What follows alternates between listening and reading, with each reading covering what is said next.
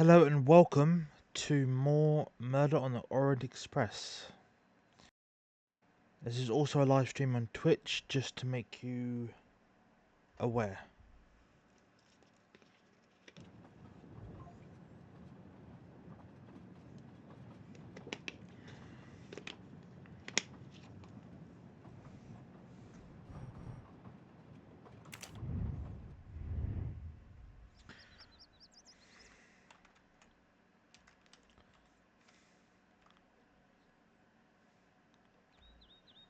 Wait, was there more in here to... No. Okay.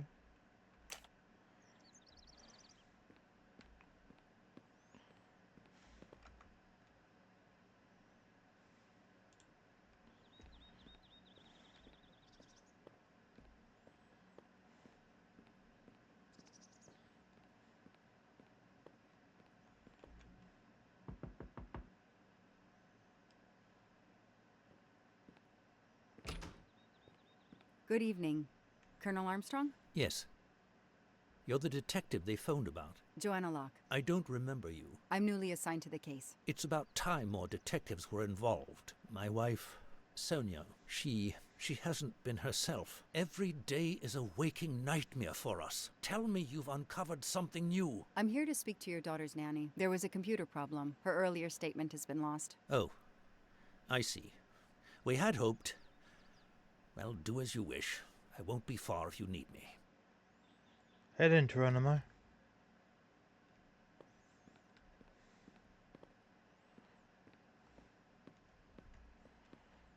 Where's the nanny?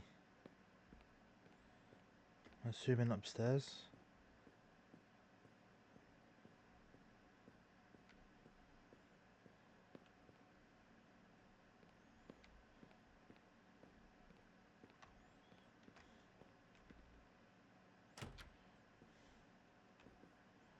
Oh, that was convenient.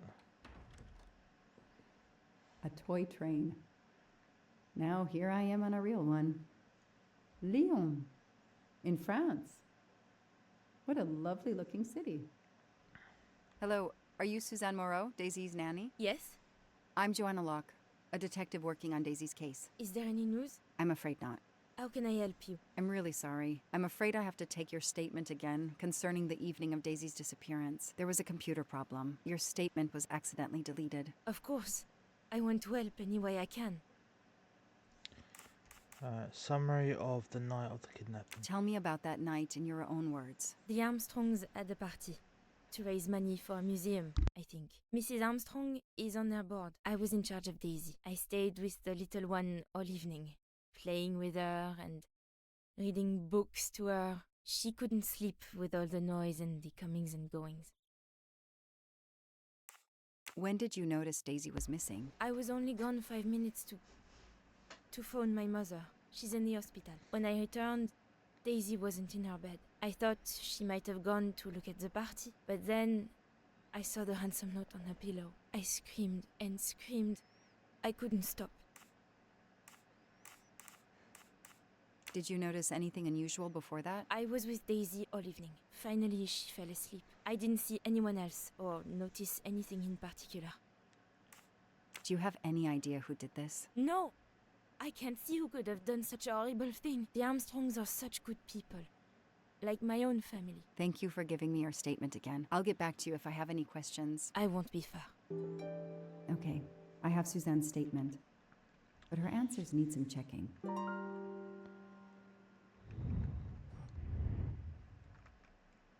second.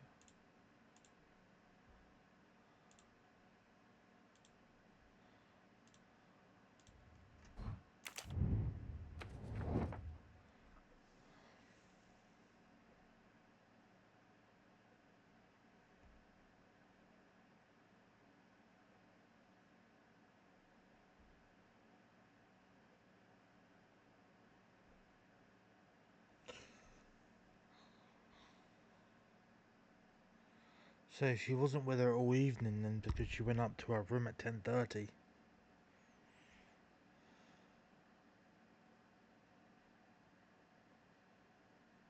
Nothing shocks me here.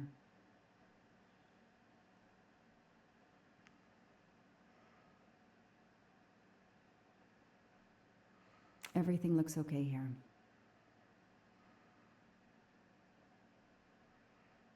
Oh, hang a minute, but Daisy was sleeping peacefully. This information does not correspond to what Suzanne told me. Suzanne said she left Daisy alone for 5 minutes, but Mrs. Armstrong says she stayed with Daisy for a while and Suzanne did not return. That's it. No rookie mistake there.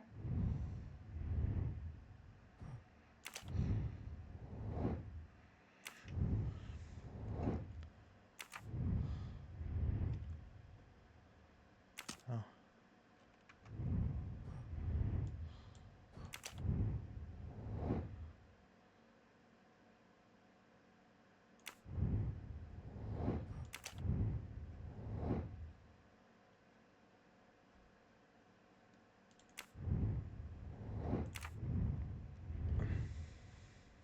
Nothing more to add.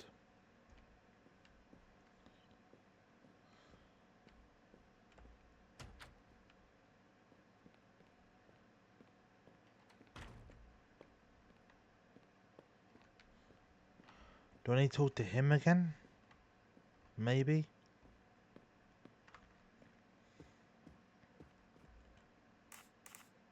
How are you doing? Are you holding up? You know, in the military, you're supposed to have the stiffest of upper lips. The Desert War taught me that soon enough. But this, it's difficult. Damned difficult. Harder on my good lady, of course. Do you know where I can find Miss Moreau? Her room is upstairs across the hall from Daisy's. She seldom leaves it. Did you see Miss Moreau during the party? I remember seeing her at some point, but otherwise no. I was too busy with my guests. Wear the smile, shake the proffered hand. I won't be long. Take whatever time you need. Their fairy tale became a nightmare. Okay, so basically that room there, I'm assuming.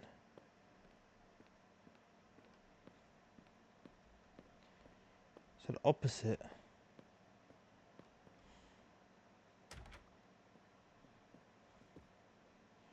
Oh, she's heavily pregnant. The world through the eyes of a child seems so sweet. Mrs. Armstrong, my name is Joanna Locke. I'm a detective investigating the kidnapping of your daughter. May I talk to you? When is your baby due? Mrs. Armstrong? Sonia?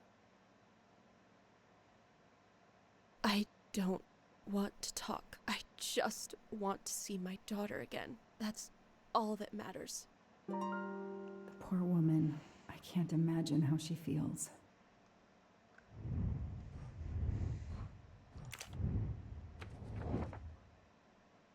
Everything looks okay here.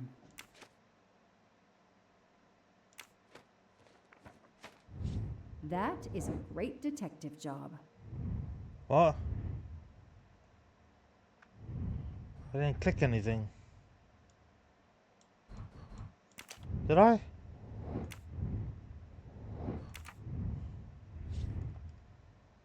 Mrs. Armstrong? Let me show you this. Daisy, my little Daisy. I miss her so much. How good it is to see her face.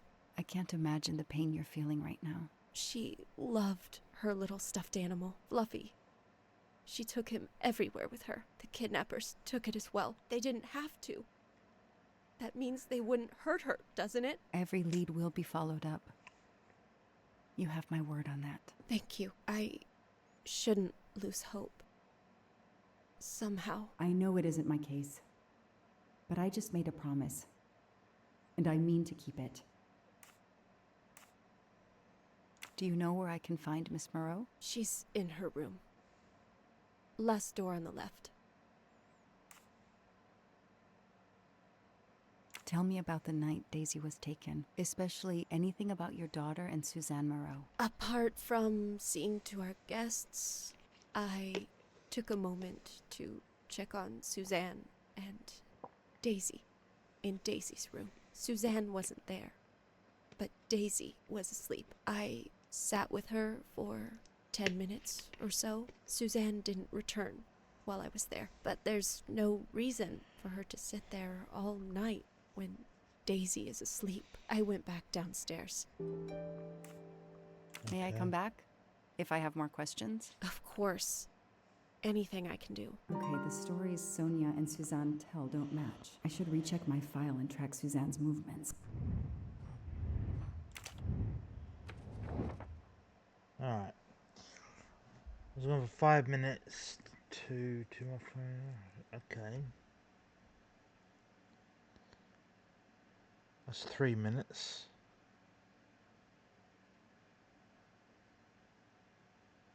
10, 7.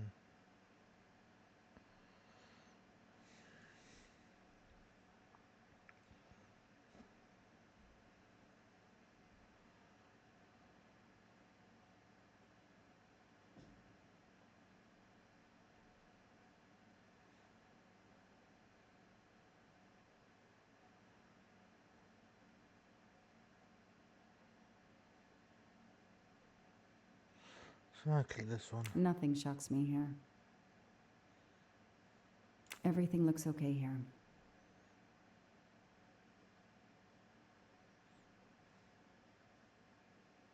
That is not exactly what Suzanne told me earlier. Suzanne was on the phone more than 5 minutes. That's it. No rookie mistake there.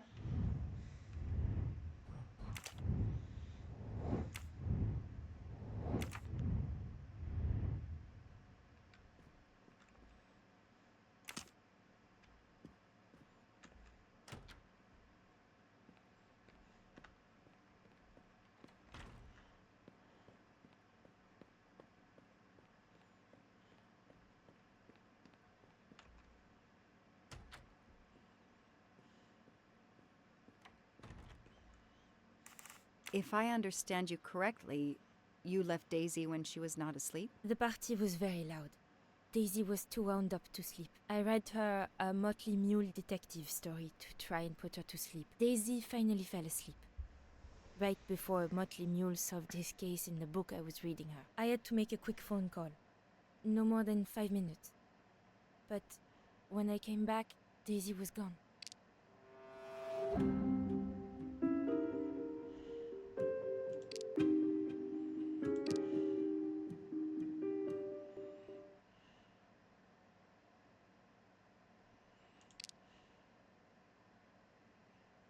That one.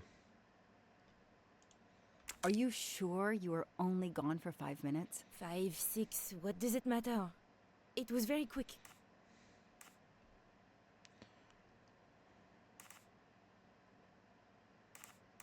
You say you were only away 5 or 6 minutes, but Mrs. Armstrong says she was alone there more like 10 minutes. And the phone record shows that you stayed on the call for more than 30 minutes, way longer than you said. My mother is extremely ill. It's difficult for me. I may have lost track of time. When I came back, Daisy had disappeared.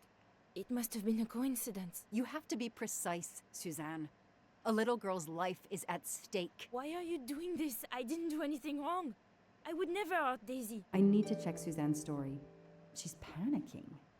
Why? I should see if the Armstrongs can confirm what Suzanne told me.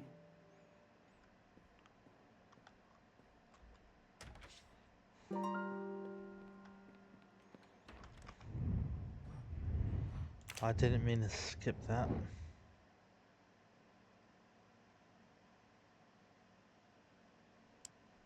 Cool.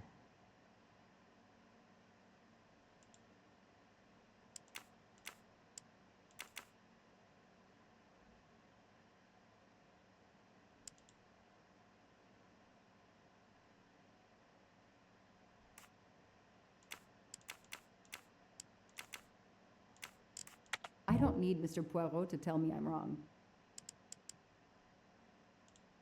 What?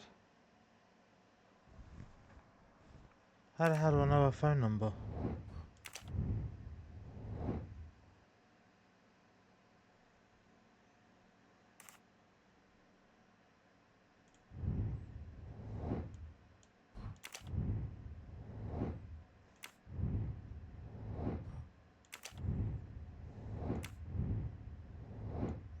Oh, here we are.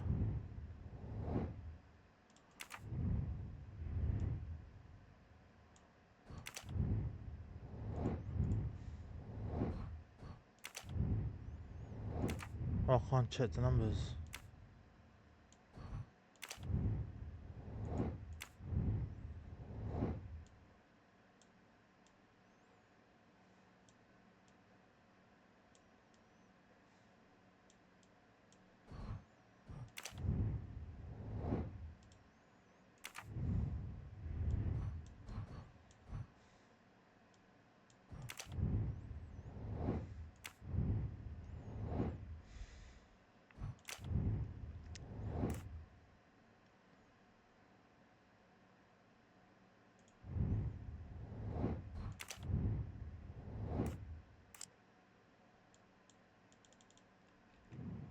Oh.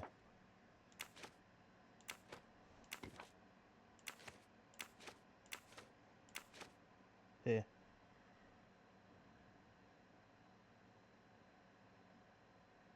2700.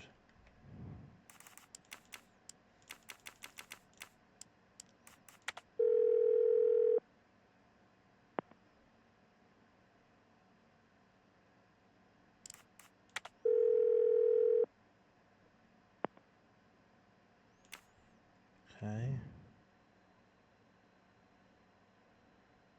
Oh, called. I'm looking at that number. 9530.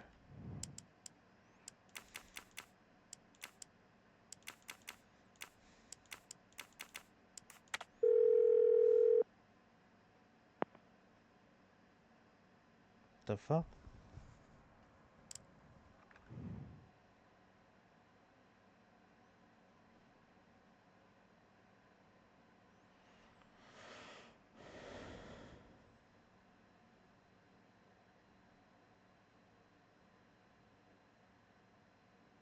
Oh, sorry, I'm looking at the wrong number. 2140.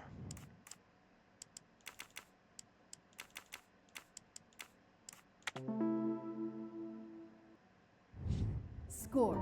1 for the good guys. The number you have called is not in service at this time. Please hang up and dial again, or contact your service provider. Uh-oh. The number Suzanne called is not in service? A hospital?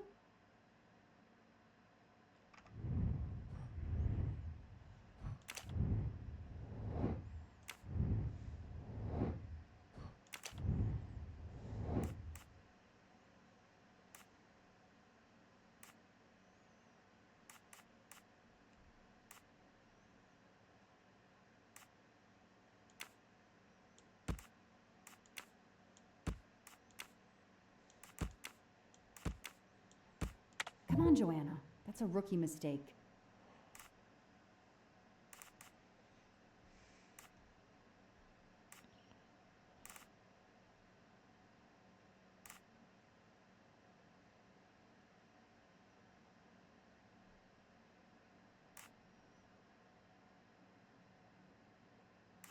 Oh, wait, hang on.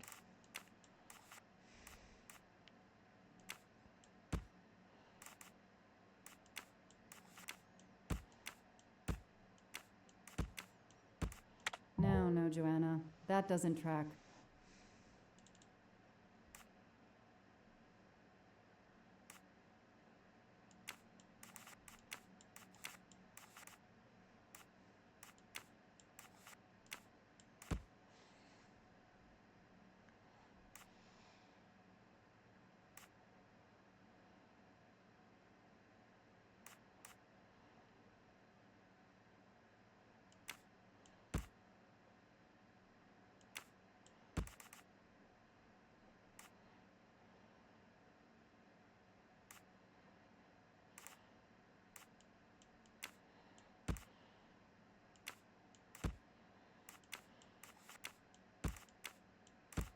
No, I did something wrong.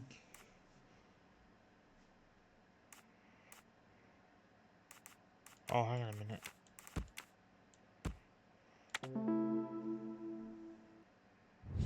That's it. No rookie mistake there. How you doing, Mo? The kidnapper places a ladder under the window to Daisy's room. Then he joins the party. Just one guest in the crowd. He somehow knows when Suzanne leaves the room, then sneaks upstairs. He opens Daisy's window, carries her down the ladder, and vanishes. Doing sure. I'm sorry to hear that, buddy. Doing well? I should see if the Armstrongs can confirm what Suzanne told me.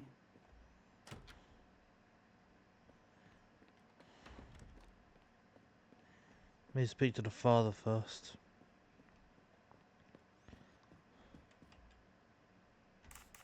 Ms. Moreau told me she called her mother. Well, why not? I believe they are very close, and the poor woman is not well. She needs some experimental treatment that isn't available yet in France. I won't be long. Take whatever time you need.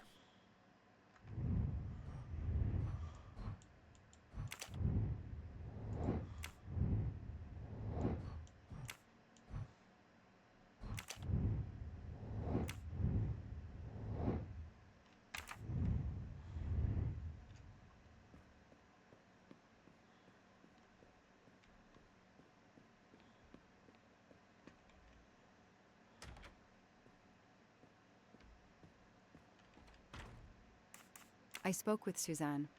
She was phoning her mother. That's why you didn't see her when you went to check on Daisy. Yes, her mother. I tried to call the poor woman earlier that week, but the hospital said she's been in a medically induced coma for more than 2 months. Suzanne told me she called her mother, but she would have known her mother was in a coma. Uh-oh.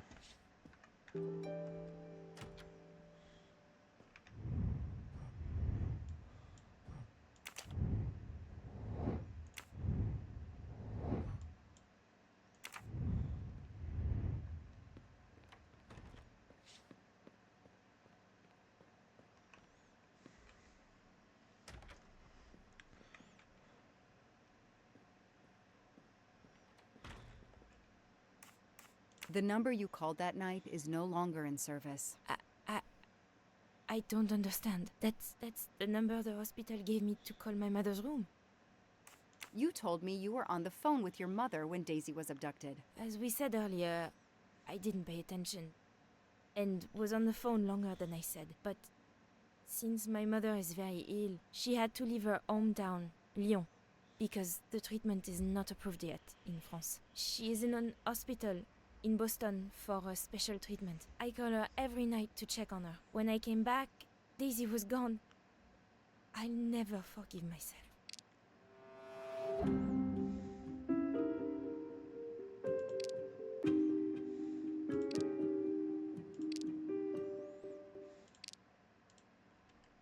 Are you sure you called your mother? Yes, every night since she was admitted in December. Suzanne, I think you really care for Daisy. If you do, then tell me the truth. You can't have been calling your mother while she's in a coma. My mom really is in a hospital in Boston. She really is in a coma. I wasn't calling her. I was on the phone with my boyfriend, Noah. Why lie about it? Why are you panicking? Because he's gone. I haven't heard from him since the night of the kidnapping. I'm afraid he's somehow connected to Daisy's disappearance. That he was just using me somehow. But I swear I talked to him. Yes, for more like 30 minutes that night. So he couldn't have kidnapped Daisy at the same time we were talking. But he could have kept you talking so someone else could take Daisy. Yes, you can see why I lied. Can't you? I was afraid you'd suspect me of having something to do with it. You can understand that, can't you? Suzanne, I want to believe you, but you've made it harder to find Daisy. Do you realize that? Oh my god. What have I done? What's most important is not what you've done, but what you do now. Go. I'll be back to talk to you. No more lies, Suzanne. For Daisy. No more lies. Noah. The name might lead us to that little girl. I am on this case now, whether my captain wants me to be or not.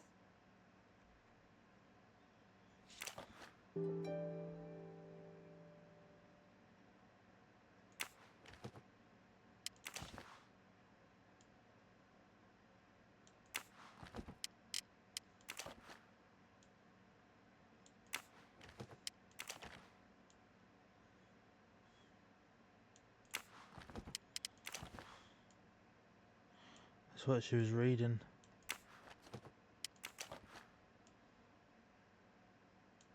A locked diary? Let's see if I can shine some light on its secrets. A locked diary? Let's see if I can shine some light on its secrets.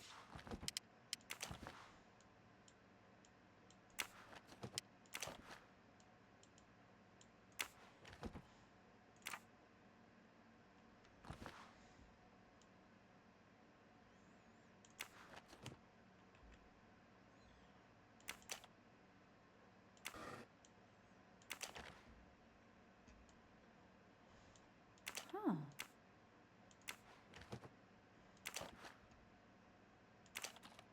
What's in the glass case? Oh, big surprise. Glasses. Hmm.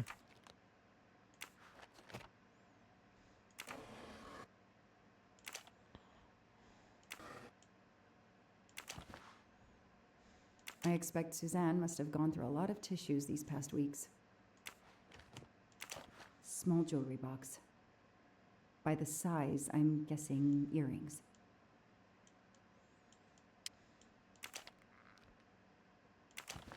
Why put a key in a jewelry box? Hmm.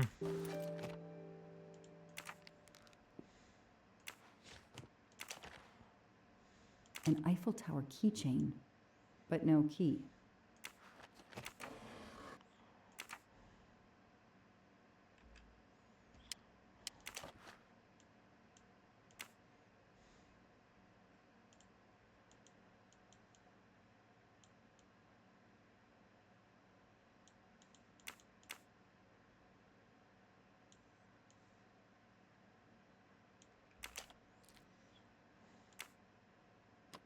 That doesn't work. That doesn't work. Not the right key. That doesn't work.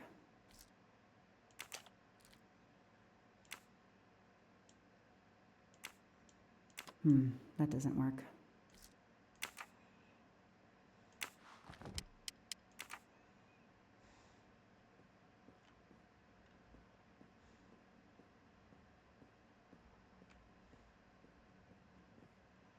Oh, what's this?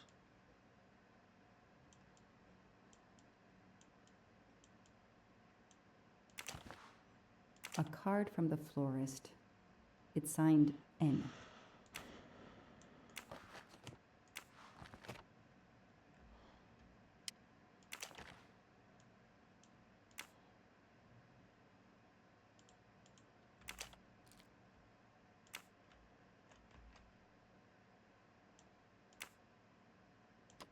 That doesn't work. Not the right key. A toy train. Now here I am on a real one.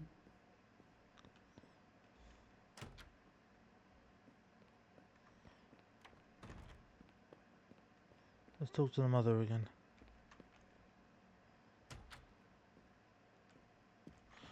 Right, was there anything I could do here?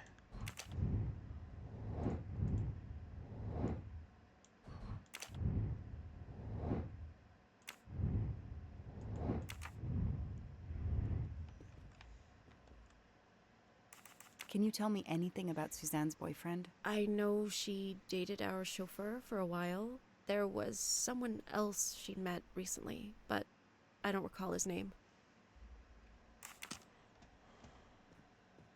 A toy castle. When I was a kid, I had a police station and a tiny squad car with a siren that really worked. Not really my style, but I'll take it.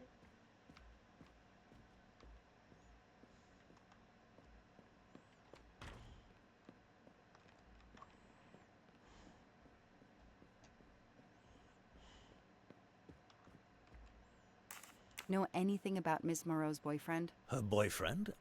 I know she went out with someone for a while there. More recently, I saw a man in a 4x4 who would pick her up on her nights off. He never got out of his car, just waited for her.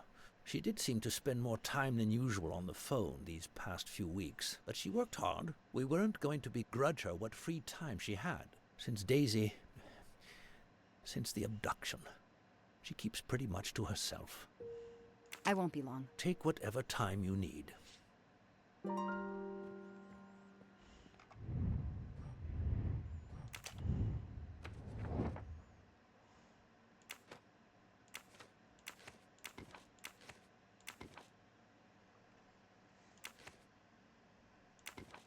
Nothing shocks me here.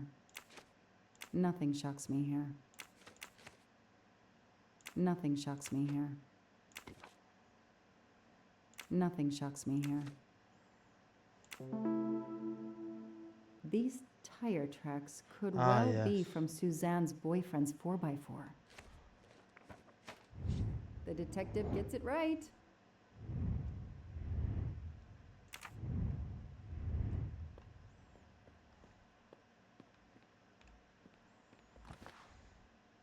What a dear child.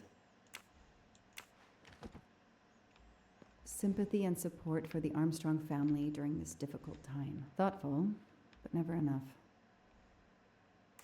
Any idea what this small key unlocks? No, I found it one day on the floor. I kept it in case someone lost it. I imagine these flowers must have been beautiful. Who gave them to you? The gardener. They're getting pretty wilted, but I hate to throw them away. Tell me about your boyfriend. Have you been together long? My boyfriend? Why? He doesn't have anything to do with this. Please, Suzanne, the sooner you answer my question, the sooner we'll be done. His name is Noah Garrity. I met him at a Lunar New Year party in Great Barrington. He is a kind and caring person, although, well, I miss him. He had to go away on business. He should be back.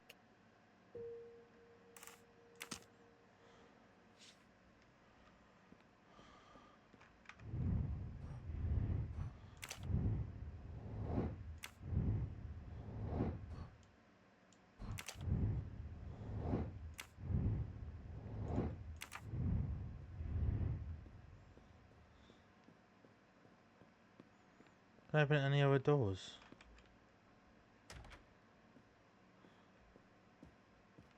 Oh, she's finished with.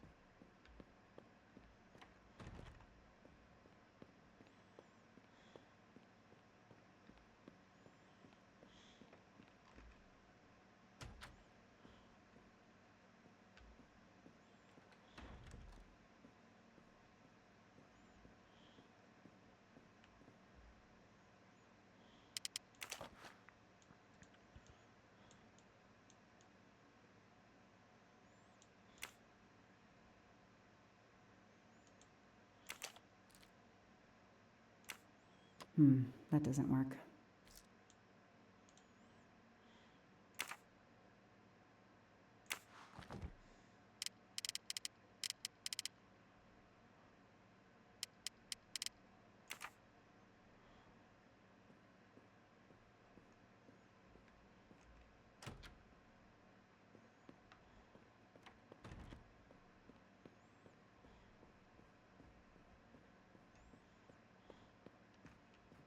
Oh, he's finished.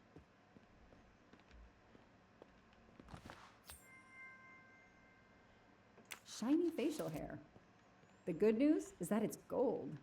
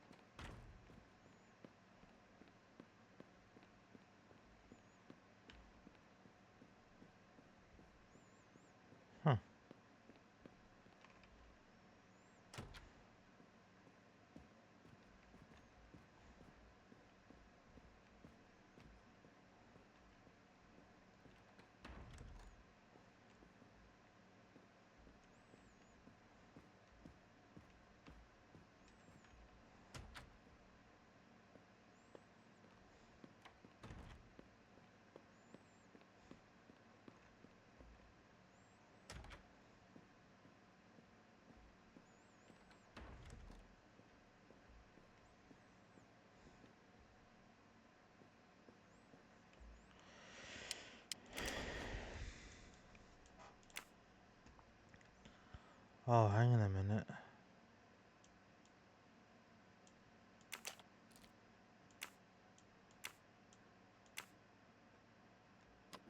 That doesn't work.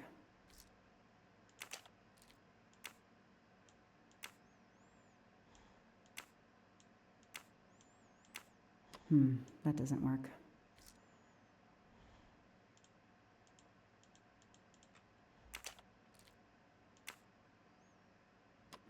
That doesn't work.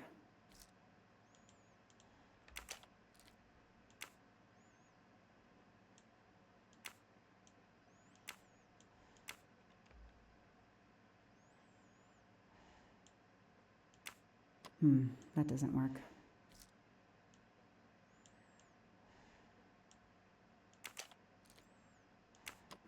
That doesn't work. How four then?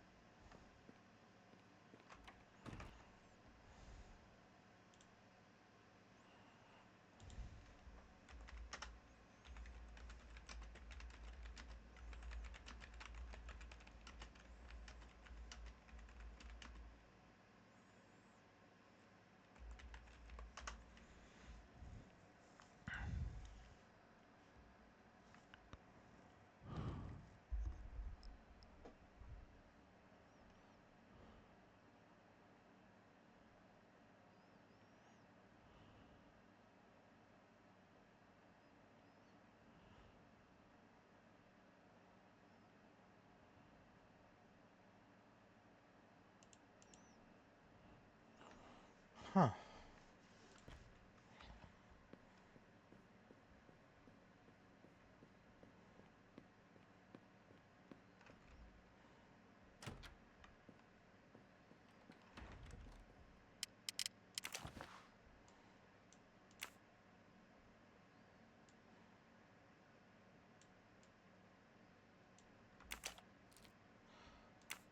Wow. Okay, Suzanne. Let's see what you haven't told me.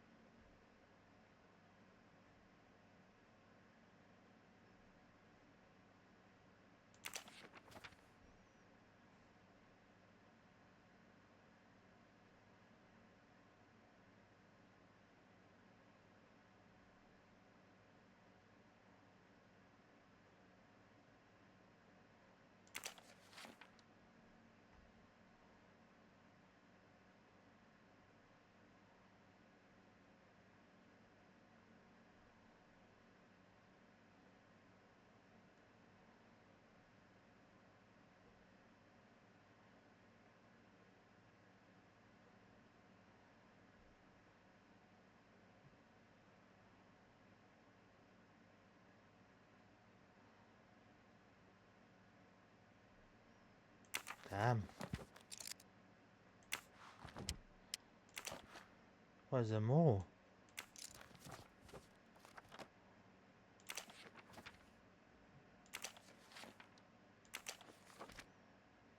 I can see why Suzanne didn't tell me Oh. everything about this, Noah. It's clear when he disappeared that she realized something was very wrong.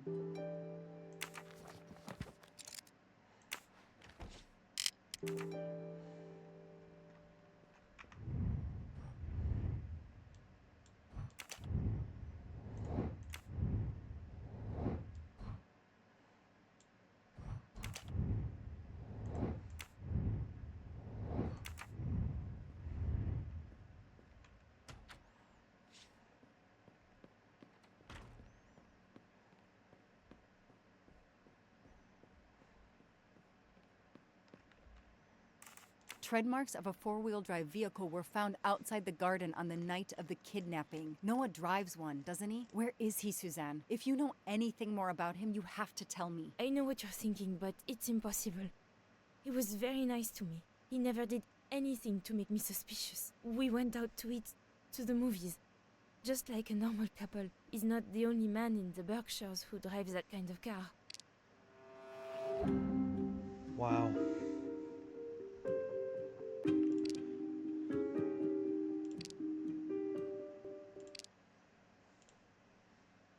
You really didn't notice anything strange about Noah until he vanished? He could get moody at times, as if he had a lot on his mind. In your diary, you say that Noah took you to a cabin in the mountains on Valentine's Day. You read my diary? I'm sorry, but we have to find Daisy. We both want that. So yes, I looked in your diary.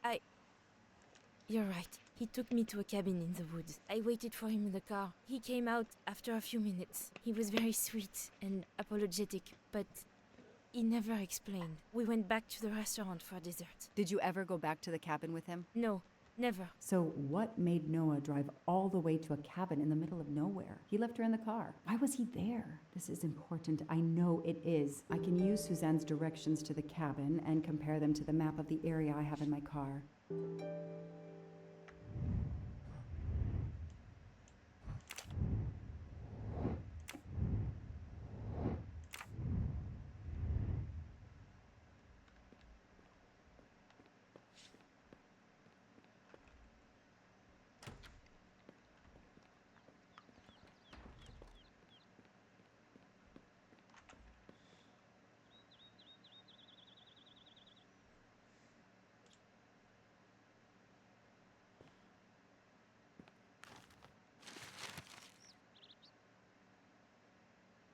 Thanks to the information Suzanne gave me, I should be able to find the cabin on this map.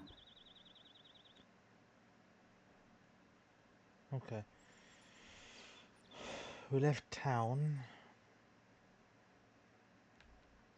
What town?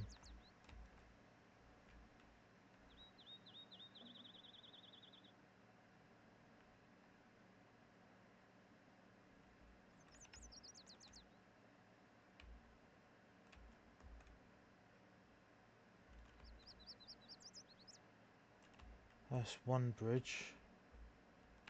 That's two.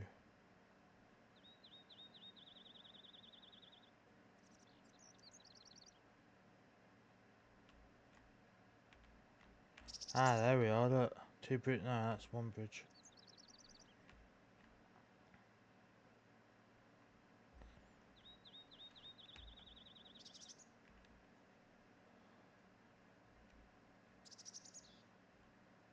So cornfield's on the left. So it has to be here, yeah. One bridge, two bridge.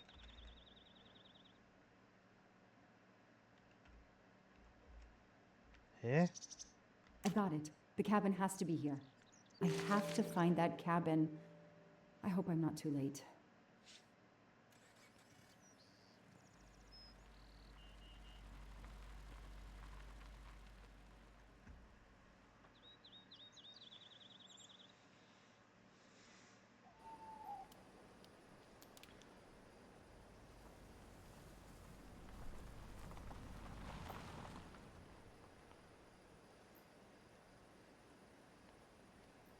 Okay, here is this famous cabin.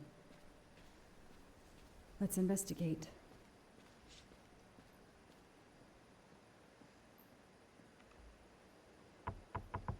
Hello? Is anyone there? Nobody. I can't just waltz in without a warrant. Basically, this female detective was found in the toilet drugged and asleep. And now she's just telling them what happened. Noah brought Suzanne to this dump on Valentine's Day? What a What- romantic. What led to her being on the train? That barrel is sturdy enough. I could climb on it.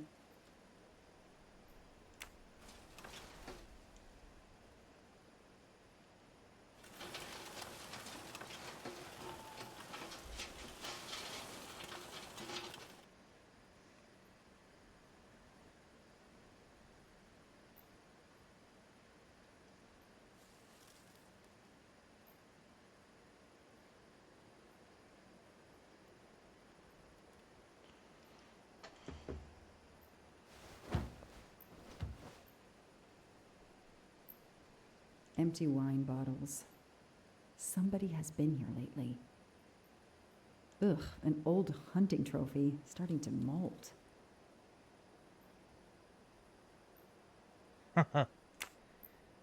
Maybe, Mo. You never know. There's more. Have I missed something? Oh. It's Daisy's plush toy. If Fluffy is here, the kidnapper has been here. I have to get inside this cabin.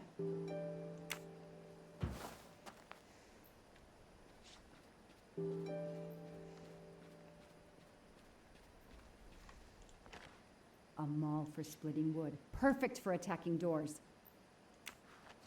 Oh.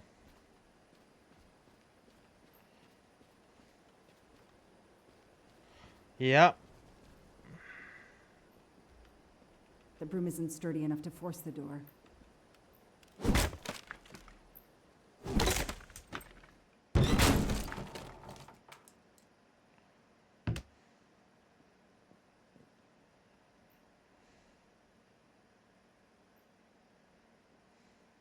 Look at that. A broken door to investigate. No need for a warrant. Huh. Some people seem to have played here before. Some boxes. I wonder what they were used for. A lot of tools. I guess somebody noticed the cabin was about to fall down. The stove is cold. Nobody's been here recently. The floor is scratched and worn in this area. The sofa must have been moved a lot.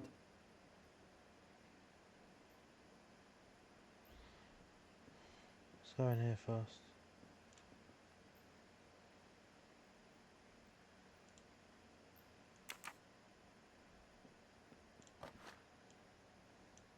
That's a woman's hairbrush. Did Suzanne actually come in here after all? Uh-oh. She's fucked.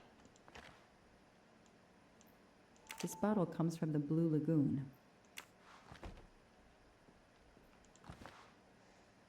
It's Fluffy, no doubt about it.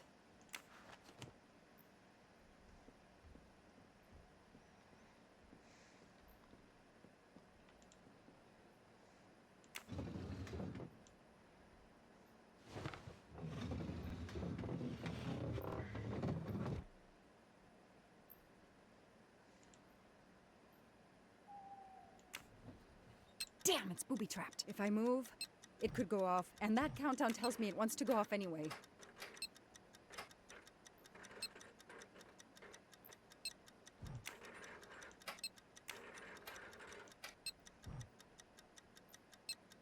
Shit.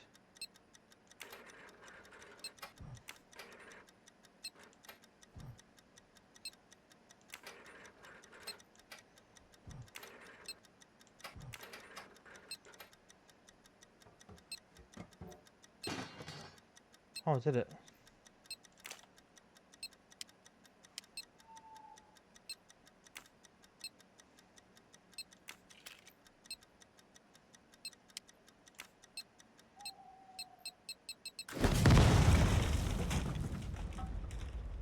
I died. Since I'm telling this story to you, Mr. Poirot, you should be able to deduce I didn't blow myself up. Let's see if I can remember how I defused the bomb.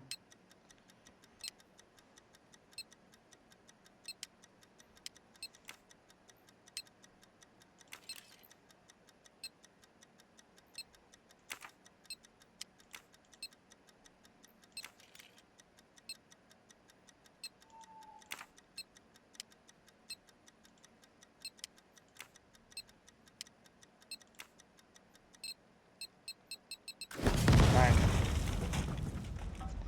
Died again. Since I'm telling this story to you, let's see if I can remember. Oh, I get it now. Yeah. I get it.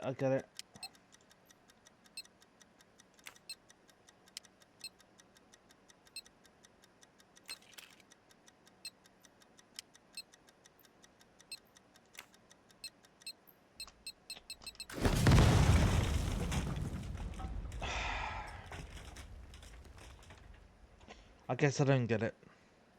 Let's see.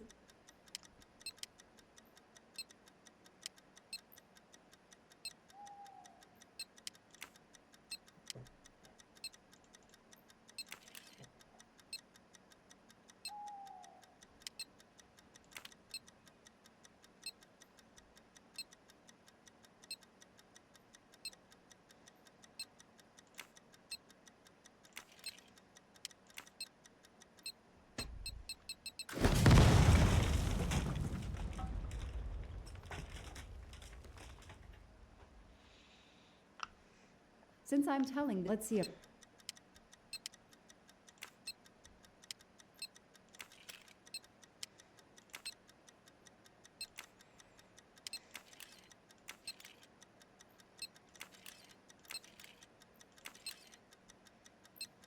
Oh shit.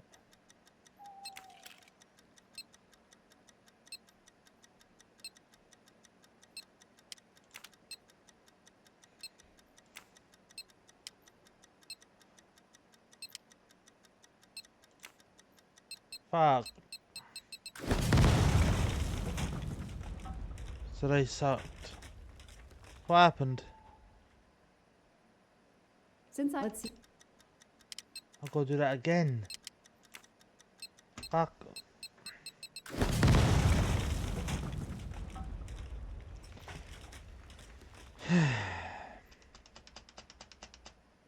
Let's see.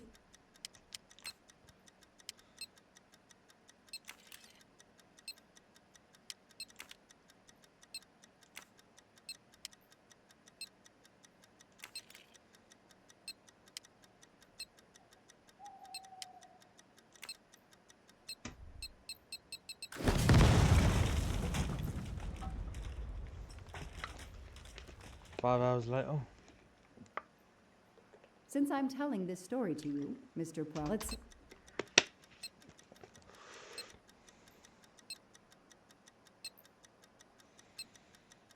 Oh, it doesn't sound pleasant.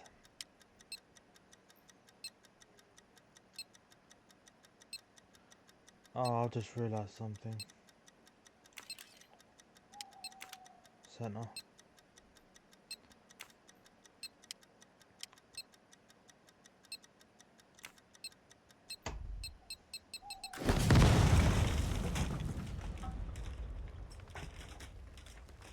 Oh, Let's.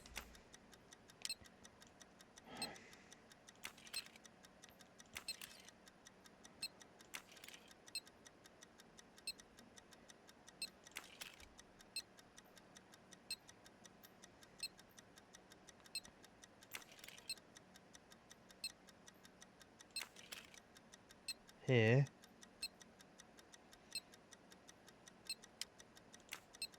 Oh my god.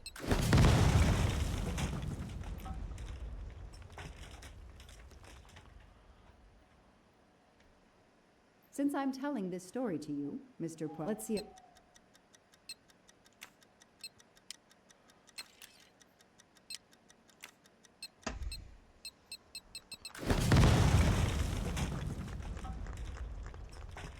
Could there be no timeouts, no warnings? Since I'm telling Come on, this story behave. to you, Mr. Poirot, let's see if I... Oh.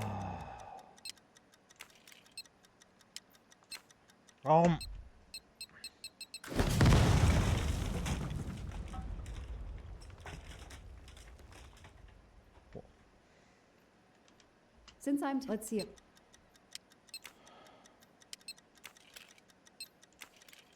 Right, so this one here is connected to that.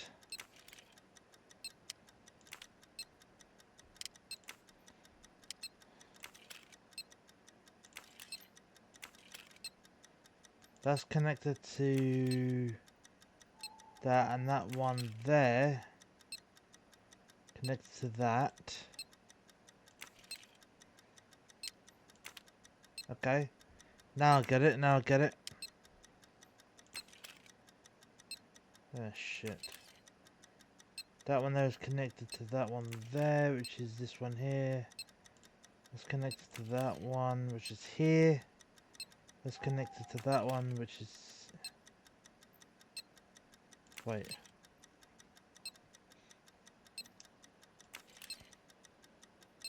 Here. That one's connected to that one.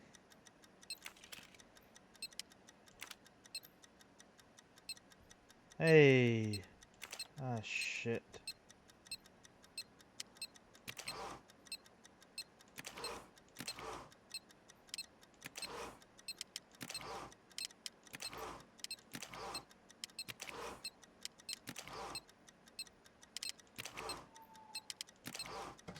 Okay. So far, so good. Wow, I wonder if that's how close it was. This would have ended my investigation right here. These rods are heading towards the canisters. It must be the trigger for the explosion. I smell a strong, sweet smell. Damn. I think these are filled to the brim with diethyl ether. Incredibly flammable. It looks like the kidnappers wanted to utterly destroy this place and whoever opened this hatch. A wooden crate? I have to open it.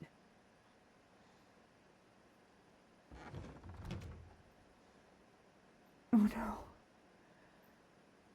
Daisy. No. I called in my discovery of the body. Then there was nothing I could do except protect the site for forensics.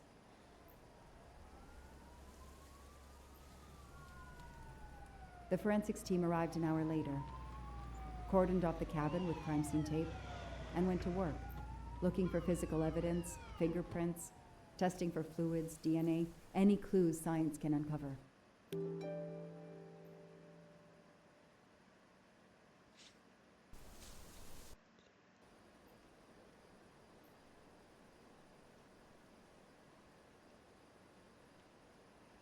They removed Daisy's body. The autopsy would take place in the morning. But I had one more stop to make. How can you do that to a little girl?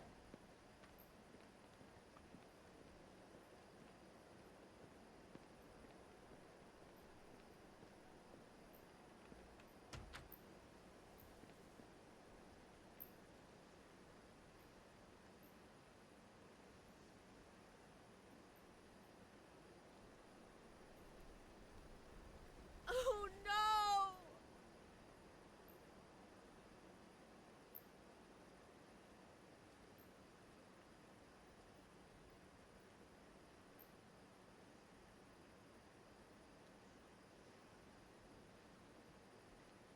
That night, I swore to find the monster who killed that child.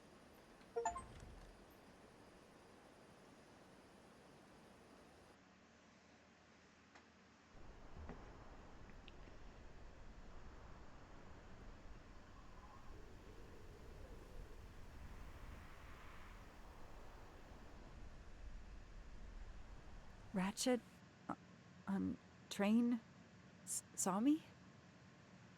How? Daisy.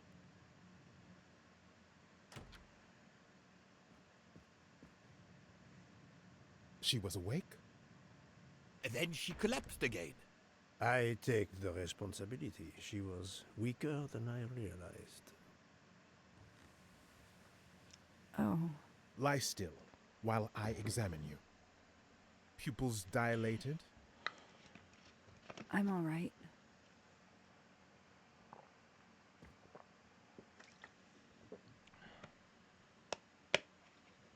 You are far from all right. You have been heavily sedated. Your pulse is very weak. I have to finish my story. Ratchet can't escape again. Can't escape. Have no fear of that, mademoiselle. Ratchet will not escape. We must hear her story. This woman needs rest. I will let you know when she is recovered enough to continue. But I warn you, it will be some time. I understand, Doctor. Thank you. I have completed my preliminary examination of the deceased. I think that it will interest you. Indeed it will. And I have other witnesses to interrogate. You are right. Let's not put this poor woman in danger. There will be plenty of time for her to finish her story when she has recovered. By all means, tell me the results of your examination.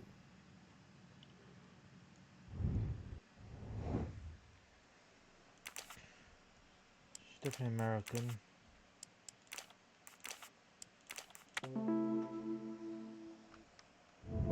My little gray cells did not let me down.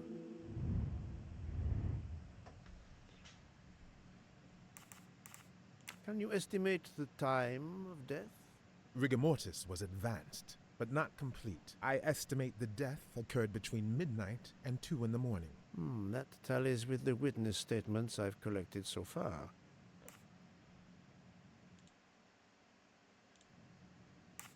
What is the cause of death? Multiple stab wounds to the upper torso. It's odd there are no signs of a struggle. That might indicate one of the first wounds was enough to kill him. It seems that Monsieur Ratchet had taken sleeping pills during the night.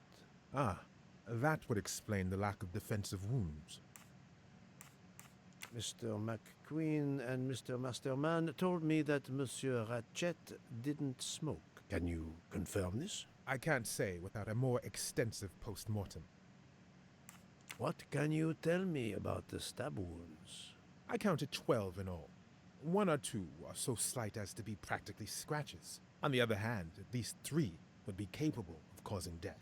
The angle of the wounds is instructive. Most appear to have been struck by a right-handed person. But you see, this one, under the right armpit, it's not a deadly blow given the depth, but a right-hander couldn't have done it. It was most certainly struck with the left hand. So, our murderer is left-handed. No, it is more difficult than that, is it not?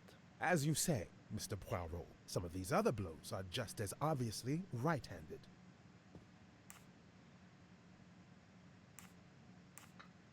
Do we have a first and second murderer, as the great Shakespeare would put it? The first murderer stabs his victim and exits left, turning off the light. Then a second murderer comes in the dark, does not see his or her work has been done, and stabs a dead body. Magnificent. You think so? I'm glad. It sounds to me a little like nonsense. Thank you, Doctor. Excellent work under difficult circumstances. Please let me know when I may speak again with Mademoiselle Locke. Of course.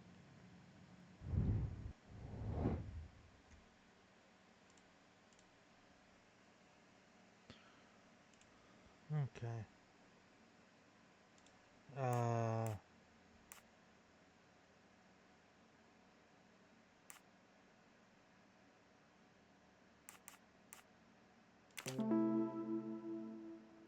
Yes, that's certainly a good place to start.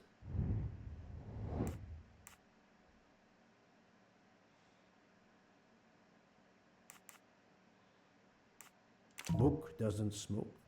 Even if he did, I doubt he would remember. Yes, I have personally seen some passengers smoking. I just have to remember who they were.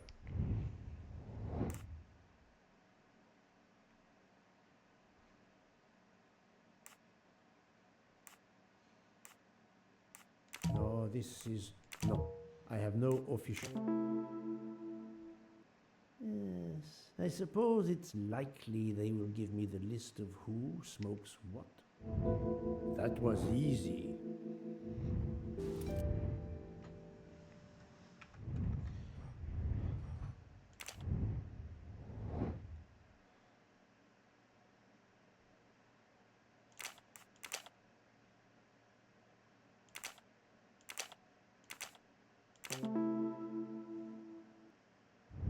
I'm right again. That happens to me a lot.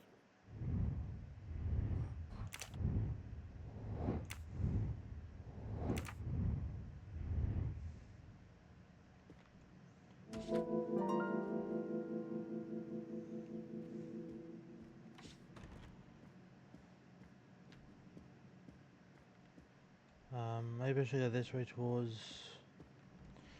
No, wait. Where's the dino? Is the dino this way?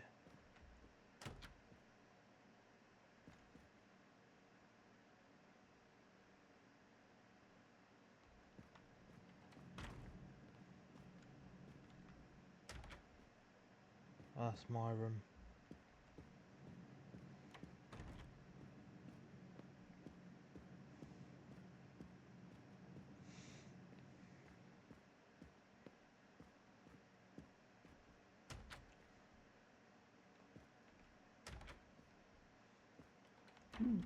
Most of the passengers pass by the bar during the day. They eat, drink, write. Maybe I can use this information for my investigation.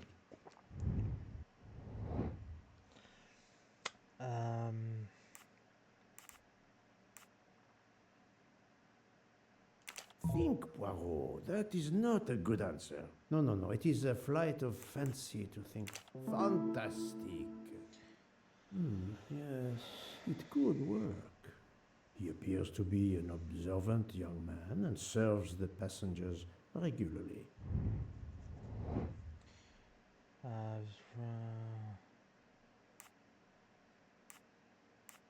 Well done. Yes, if I ask them to write something trivial, they may do it instinctively with their dominant hand.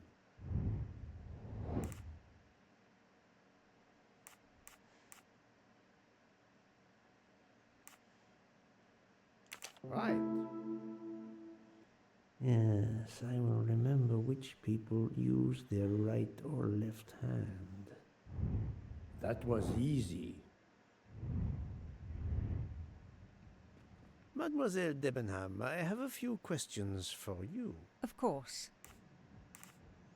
Let's start with your movements last night. There's little to tell. I went to bed and slept. Did you know the man who was killed? I saw him for the first time during lunch yesterday. Did you notice anything about him? Well, if I believed in auras, I might say he seemed dark.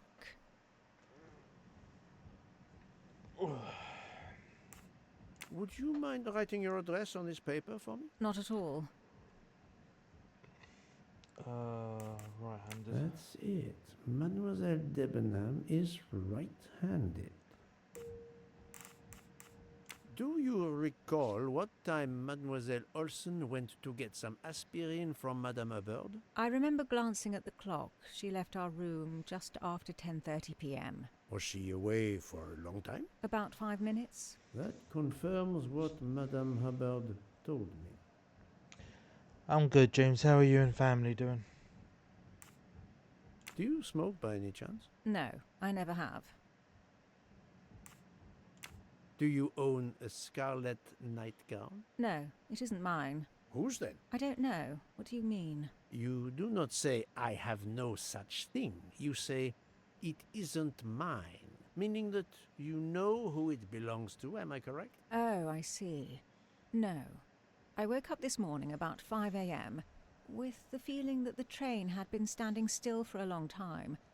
I opened the door, and I saw someone in a scarlet kimono some way down the corridor. Her back was turned. It was impossible to see who it was. I understand. What can you play? I don't know. Any options? Thank you for your assistance, mademoiselle.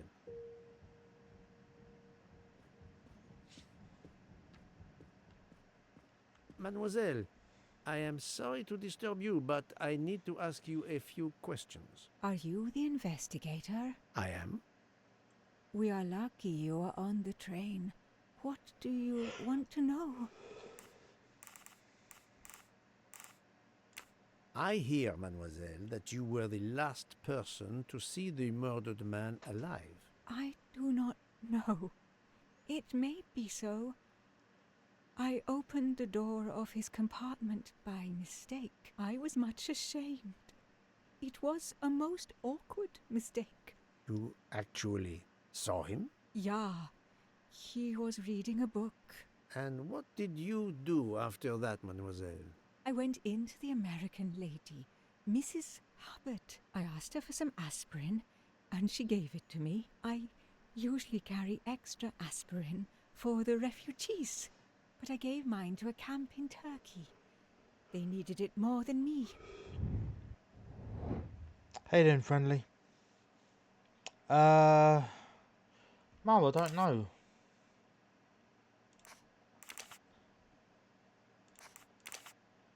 She's 46. No, not good. I must admit I'm not right this time.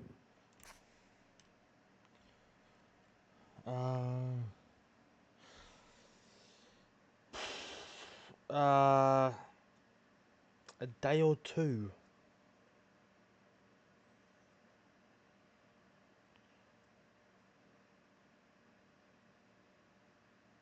Oh, let me have a think.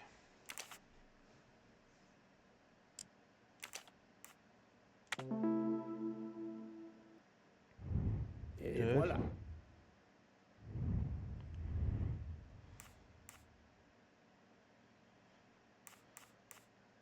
Did Mrs. Hubbard ask you whether the communicating door between her compartment and that of Monsieur Ratchet was bolted? Yes, And was it?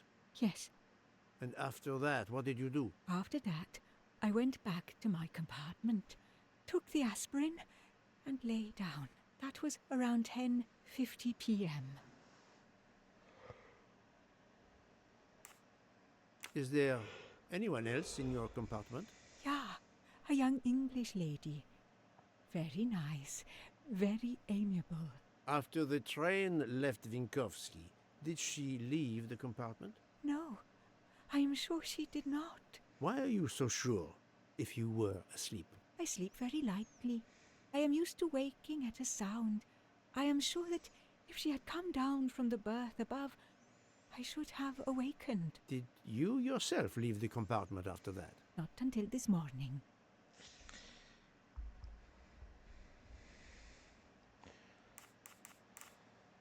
Do you have a scarlet silk kimono, mademoiselle?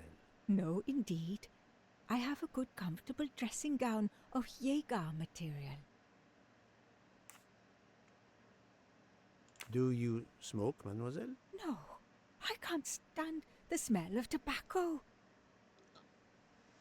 Perhaps you will be so amiable as to write me down your address. With pleasure.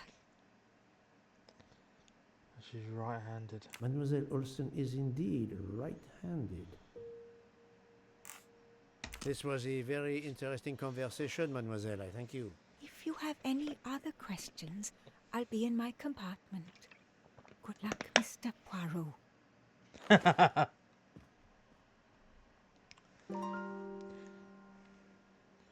Will you be streaming Demon Souls tonight?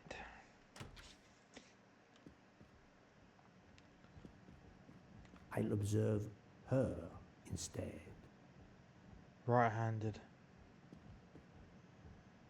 Nice. When? What time, good sir? I'll keep an eye on them instead.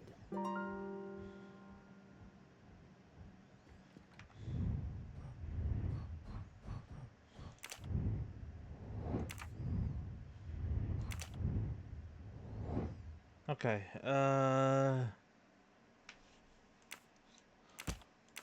This is wrong, but I'm never far from the truth.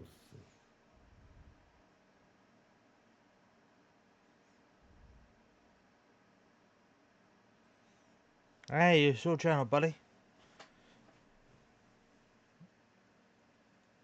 Uh.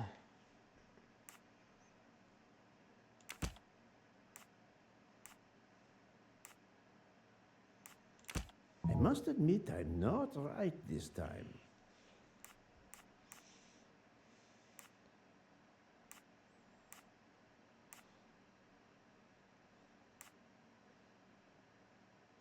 Oh, contradictions.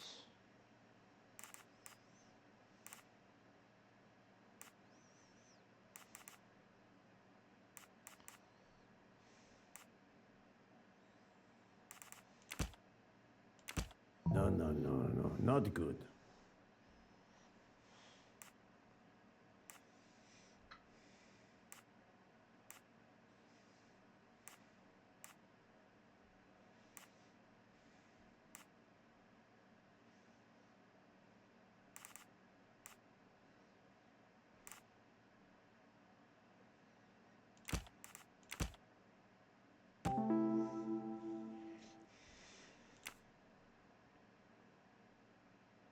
Strange, this story. If Mademoiselle Olsen is such a light sleeper, why didn't she tell me about Mademoiselle Debenham getting out of bed? She even made a point to tell me the opposite. Et voilà.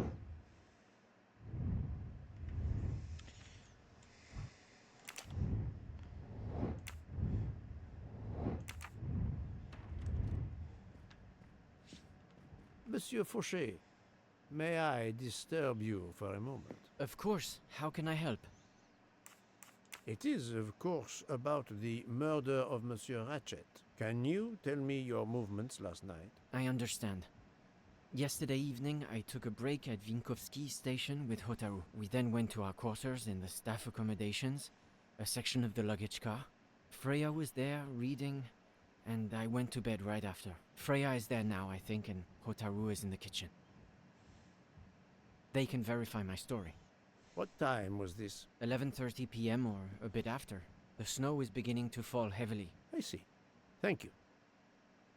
Are you a smoker? I'm trying to quit, but yes. I'm now down to just 1 pack of cigarettes a week. If you're looking for a heavy smoker, you should talk to Hotaru. Can you write your address on this paper, please? You want to pay me a visit? Who knows, Monsieur Fauché? Right-handed. He is right-handed, there can be no doubt. Thank you, Monsieur Fauché. I'll come back to you if I have more questions.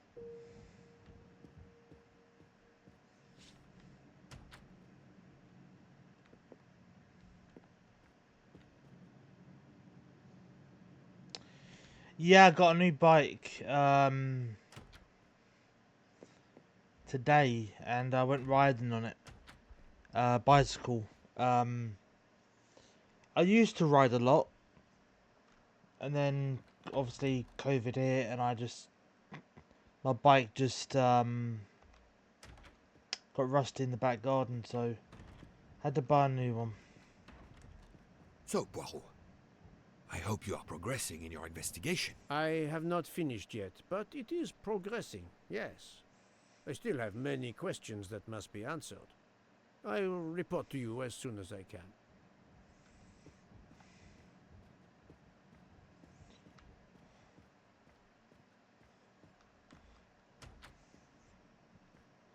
He looks like he's Monsieur Maury, would you have a few minutes to give me? I have some questions to ask you. Do I look like I can answer questions?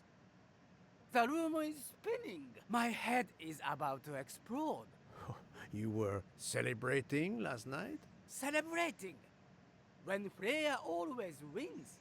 Ah, what am I saying? If you want my answers to your questions to make sense, help me recover. You see there, the magnet on the fridge.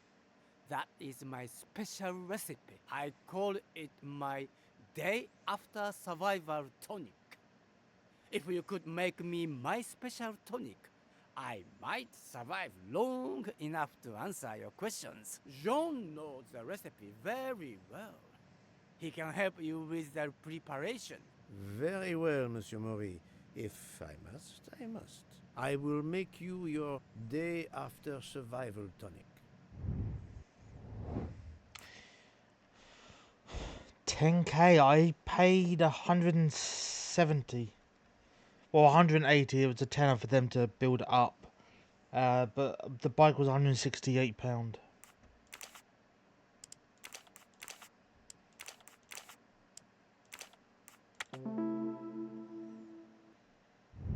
I'm right again. That happens to me a lot.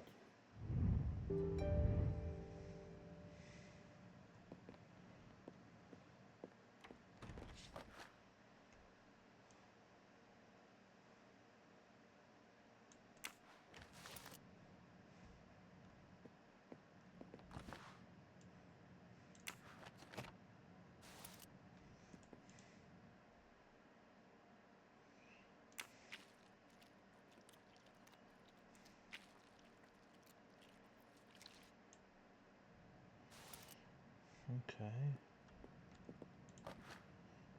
I'm missing half of the tonic ingredients. Yeah, it was a bit weird today riding on the bike for the first time in some time. I guess for a nice one you'll pay a little bit more, but they're always... Yeah, I got this from a place called Halford's, which is a really good bike store. And it was actually on sale, which makes it even better.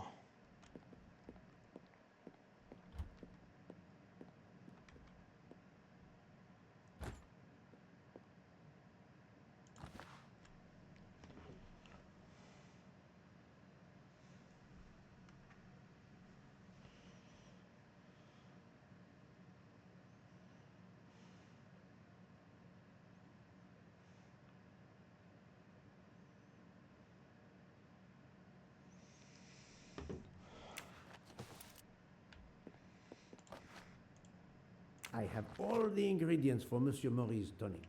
I have to go and see Monsieur Fauché so he can prepare it for me.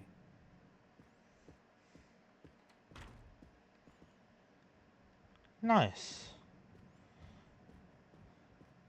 Yeah, I'll just go around the block a few times to get my stamina up, and then I'll go for longer distances.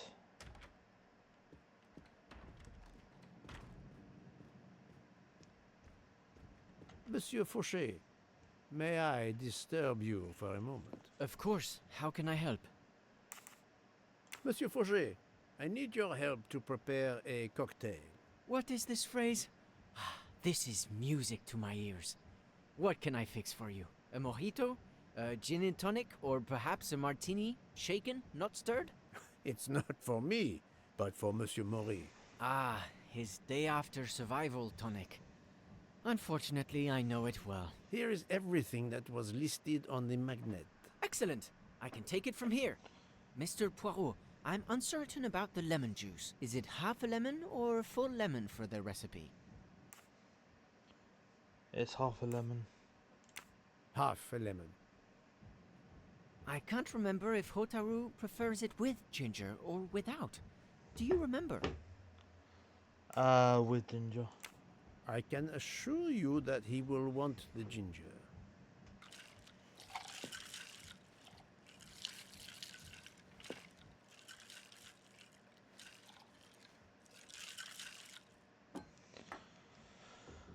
There you are, sir.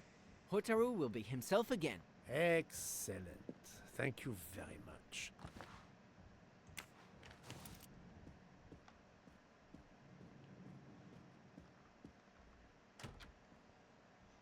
Oh yeah, always have fun on the bike. Wind hitting your face, nothing better.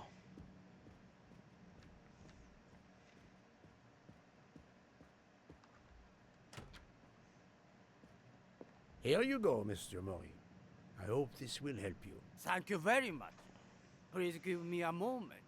While this takes effect, it will be a while, I'm afraid. But I will not move from the kitchen. Since I have to wait, do you know where I can find Mademoiselle Nielsen? She is in the staff quarters in the luggage car. If the door is locked, John will have the key. Thank you. I will return. I hope you have a speedy recovery. Okay.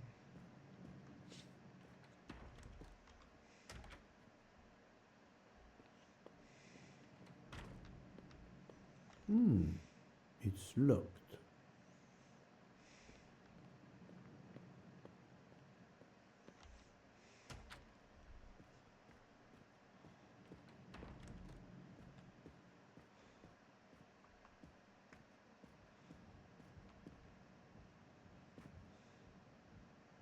Monsieur Mori told me that you are the one who has the key to open the luggage car door. I will need it. Yes, that's right. Here it is. Please don't forget to give it back to me. I will not forget, Monsieur Fauchet. I have a favor to ask. Could you visit the passengers who are in their rooms and explain there has been an error with their allergy and diet form? But, Monsieur Poirot, I made no errors. Of course not. Call it a computer error. Yes, it is possible, but even if I can see this is part of your investigation, I do not understand it. I would ask that you observe which hand each passenger uses. Ah, you wish to know if they use the right or left hand when they write? That is my intention. I will take on this mission for you. Excellent.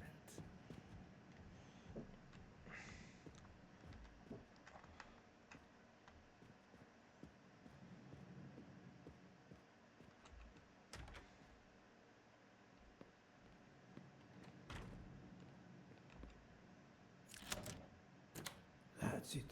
It's open now.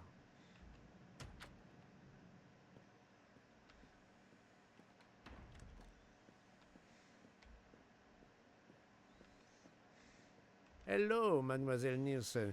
May I ask you a few questions? I don't have a minute. My career is ruined, and it's not my fault. But how did this terrible thing come to pass? My supplies, passenger luggage, our living space. There is so little room. I gave the cargo handlers in Istanbul strict instructions how to stack my crates containing the ingredients I need for my desserts. So as one box is used up, it can be discarded. And these fools of cargo handlers did not follow your instructions? Ignored completely. I have 4 crates that must be moved from there to here to correct the order they are stacked. But placing the wrong crate on top of a smaller crate will crush it, its contents, and my career. Calm yourself, mademoiselle. I understand.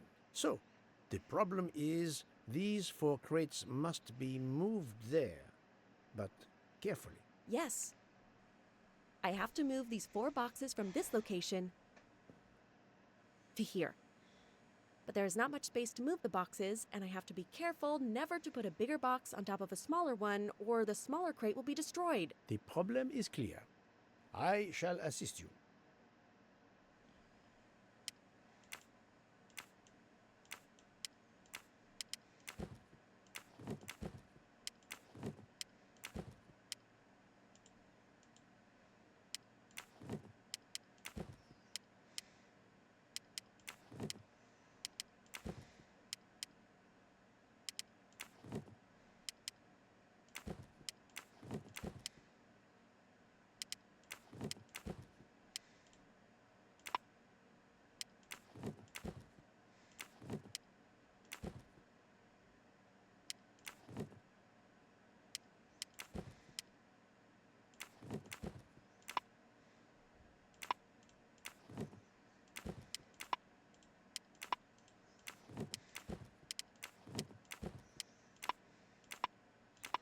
Oh, of course.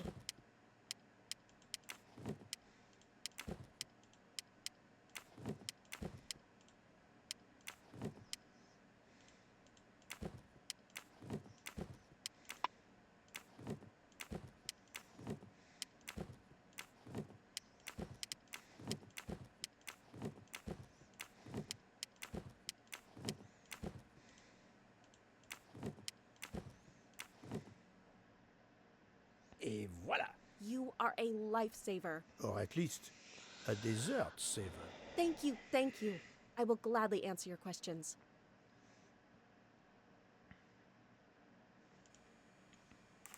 Can you tell me your movements of last night? Last night after dinner, I stayed in the kitchen until 12:15 a.m. Then I joined Jean and Hotaru in our quarters. Then all of us read quietly in our beds until we fell asleep. A very studious staff. However, Monsieur Mori doesn't seem to have followed the same literary pursuit as the others.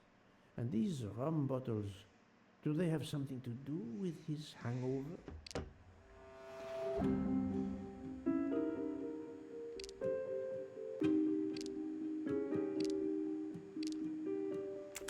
I rather think that you didn't just read last night. What makes you say that? That deck of cards. I imagine that you didn't spend all evening reading. Yes, you're right. We played a little last night, but it wasn't long. Nobody really wanted to. Knowing about the card game does not seem to further my investigation. The empty rum bottles. Were their labels part of your reading last night? My fault. I must have left them there before I put them in the bin. And these are straight from the bar. Our passengers must have drunk them. I have my doubts. But why would she feel the need to lie? I spoke to Monsieur Mori. He seemed to be quite hungover. He even asked me to make him his day after tonic. He blurted out, "Freya always wins." Wins what? Looking around, it is clear you were gambling and drinking most of the night. You don't understand. It's late when we're off duty, but we need to unwind. And now there's been a murder? Yes, I admit it. We went overboard last night. But please don't tell Mr. Book. It's against regulations. We could all be fired. Mademoiselle, I realize your difficult jobs have been made more difficult. But as you say, there has been a murder. I must have the truth. Of course. I'm so sorry. It's not such a crime. I'll leave it there and check in with Monsieur Fauché. Do you smoke? No, I never have. Thank you. Would you mind writing your address on this paper? I'm asking everyone on the train for addresses, in case I need to contact them once they leave the train in Paris. I understand. Right-handed. Yes, that's it. Mademoiselle Niersen is right-handed. Thank you for your answers, Miss Nielsen. You're welcome. Okay. Hey. Ha-ha! Golden moustache. Oh shit, I didn't even look at this stuff.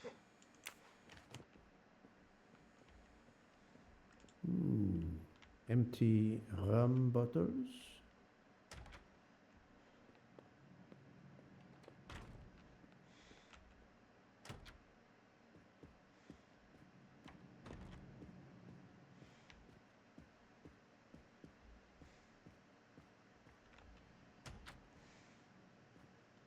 How are you?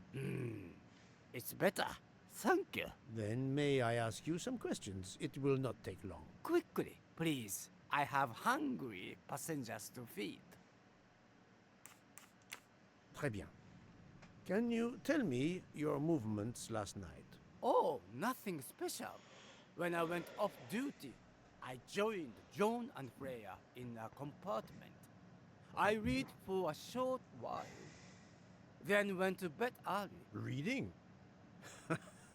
I'm not sure you have recovered enough to tell me the truth. Don't waste what little energy you have recovered to lie, Monsieur Mori. Yes, sorry, Mr. Poirot. You're right. It obviously wasn't reading that made my head hurt like that.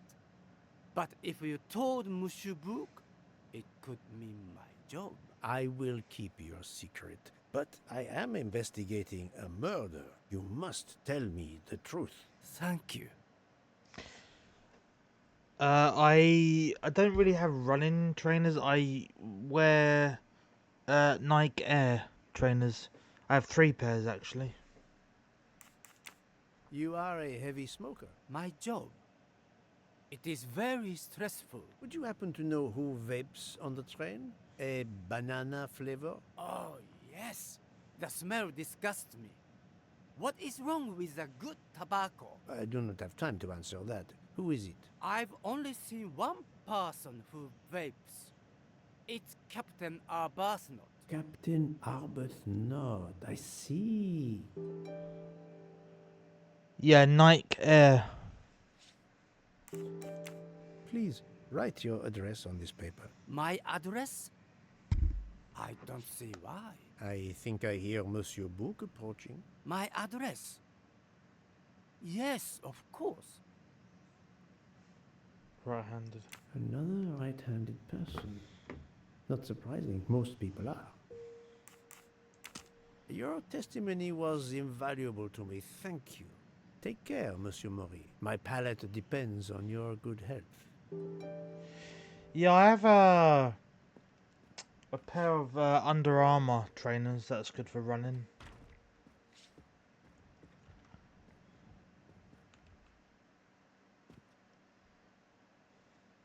Here is your key. Thank you very much. My pleasure. About the little favor I asked of you. Aha, but of course. I was able to get new allergy forms from guests who were in their compartments. Monsieur McQueen, Monsieur Masterman, Count and Countess Andreni, they are all right-handed. I also asked Princess Dragomirov, but she had her assistant, Madame Schmidt, sign for her. She is right-handed as well. You have exceeded my expectations. Well done. Thank you, Monsieur Fauché. I'll come back to you if I have more questions. Okay. I'm just gonna talk to someone because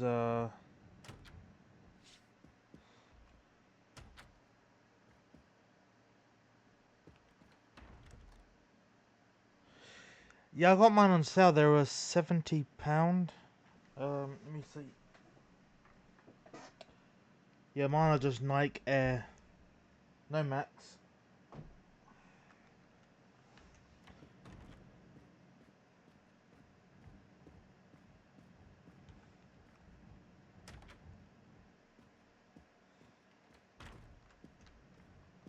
Oh, she's gone.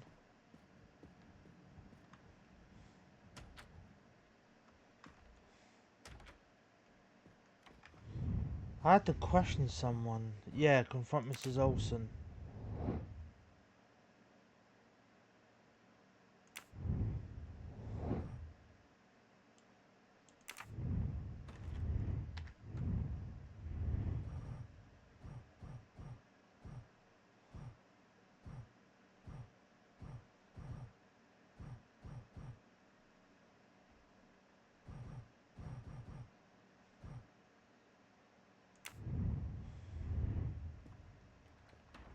Hey, she was. Oh, yeah, she's in a compartment, isn't she?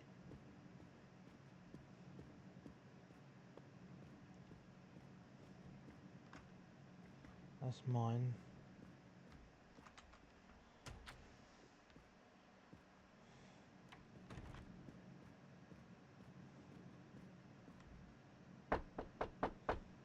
Captain Arbuthnot, I know that you are the only person on this train to smoke e-cigarettes. We found a vial of e-liquid at the crime scene. Will you talk to me about this, or should I pass on what I've learned to the police? All right. Come in if you must.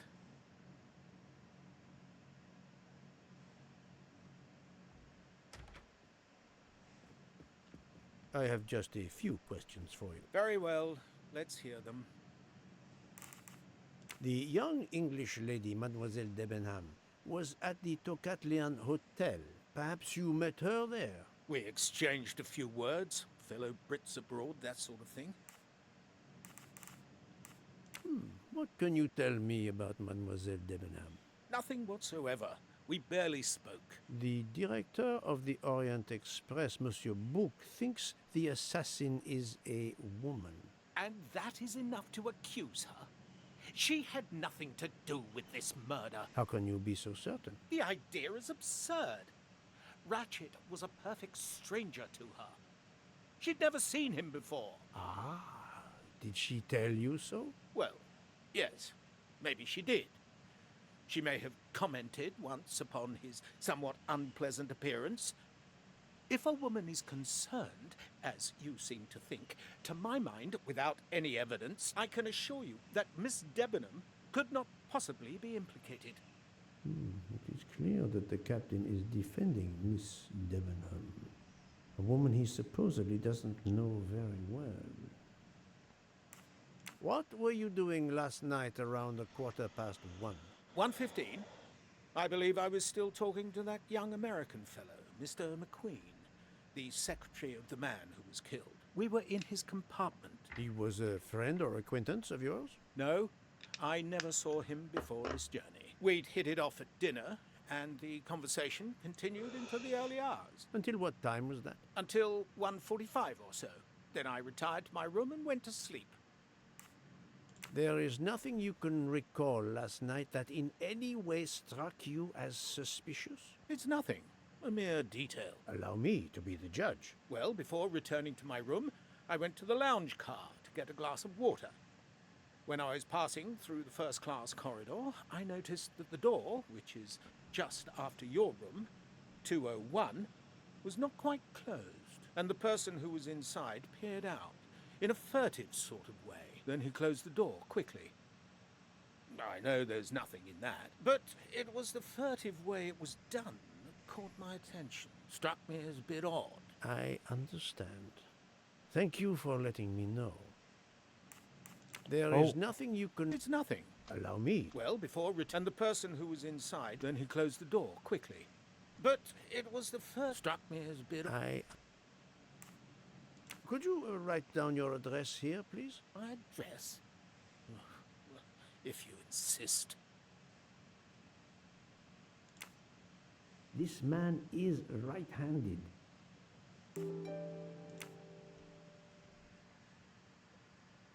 Is this e-cigarette liquid yours? What flavor is it? Banana. Well, that is awkward. That's my flavor of choice. But I have no idea what he was doing there, whatever. Can you explain how it ended up there? I have no idea. I never entered the man's room, Poirot. That's the truth. Thank you, Captain. You're welcome. Okay.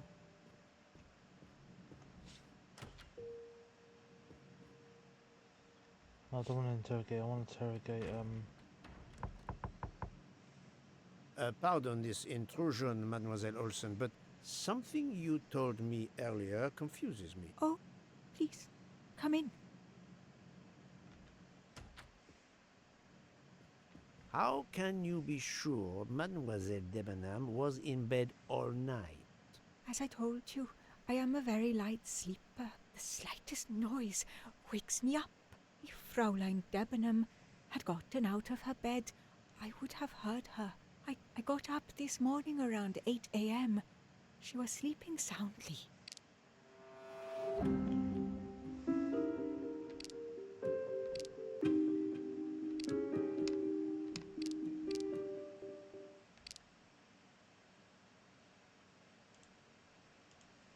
Are you certain you would have heard her? Yes. Why are you asking? I spoke to Mademoiselle Debenham, and she told me that she got up around 5 o'clock in the morning. She opened the door and looked down the corridor. It was then that she saw a woman in a red kimono. How do you explain that? I think I must have been sleeping very soundly not to have heard it. Oh, but does that make me a suspect? I am not accusing anyone, mademoiselle. Do not worry. I am just trying to determine what happened last night. Thank you for your testimony.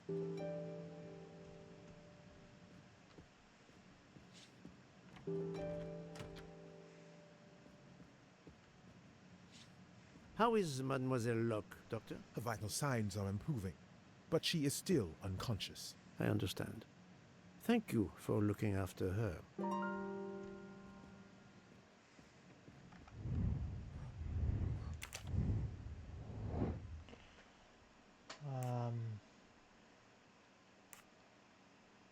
Ah, shit.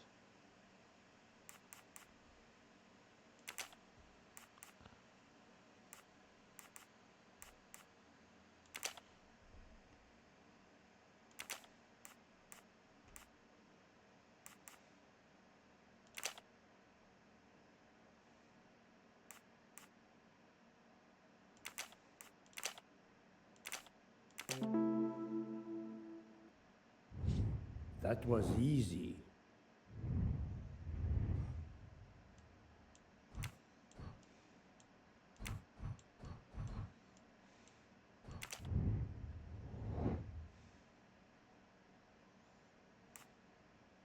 Good job.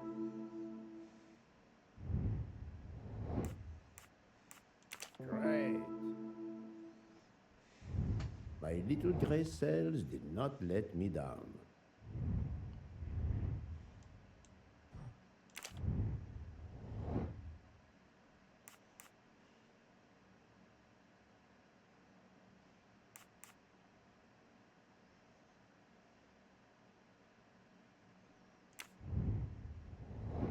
Haven't spoken to them yet. Or can I talk to them?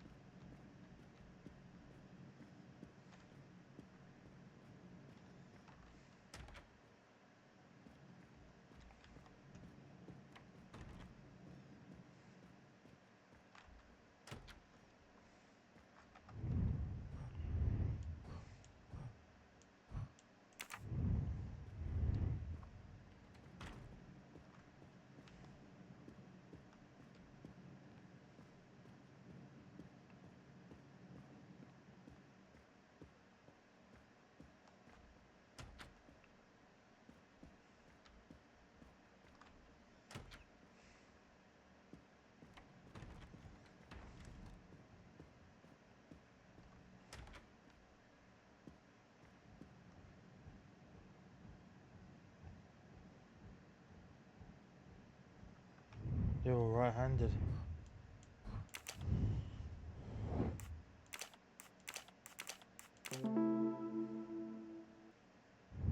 That's the right answer.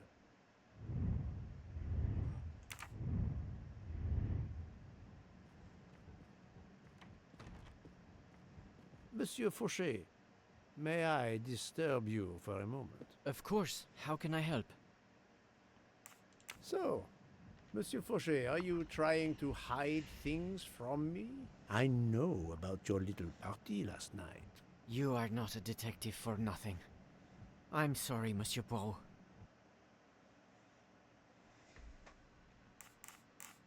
Thank you, Monsieur Fauché. I'll come back to you if I have more questions.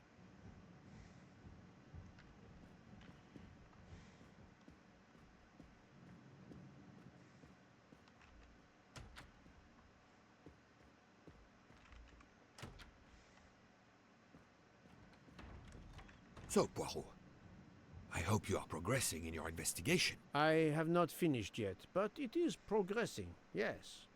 I still have many questions that must be answered. I'll report to you as soon as I can. You don't need a question then. Oh, who smokes?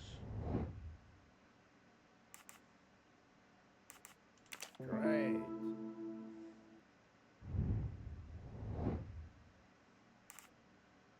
Brilliant.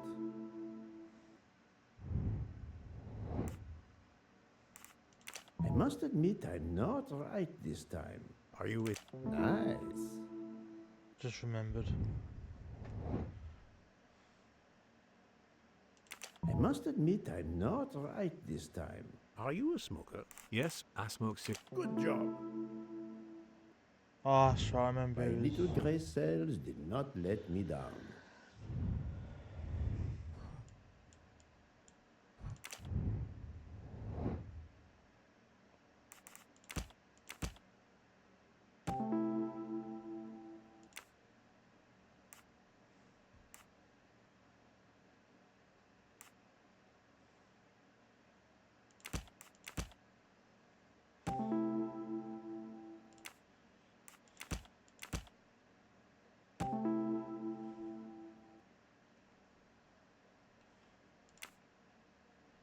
Captain Arbuthnot is the only passenger to smoke an e-cigarette. Even if this liquid in Ratchet's room is a solid clue, he has an alibi. I cannot accuse him without any other proof. That's the right answer.